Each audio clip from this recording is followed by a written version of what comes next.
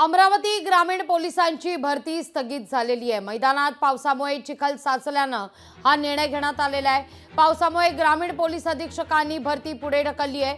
पुढील तारीख लवकरच कळवली जाणार आहे। पोलीस भरती करता आलेले विद्यार्थी परत घरी गेलेले आहेत। अमरावती शहर पोलिसांनी उत्तम नियोजन केल्यानं शहर पोलिसांची भरती आता सुरळीत सुरू आहे।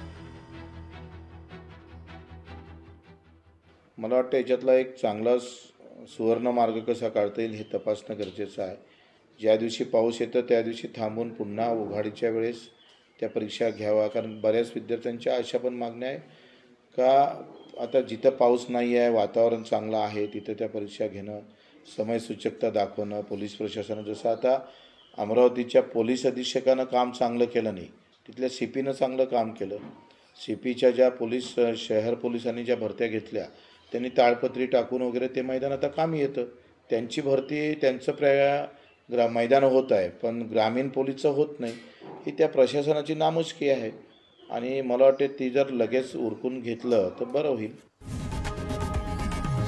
लोकशाही मराठी ऐका, पहा, जागरूक रहा।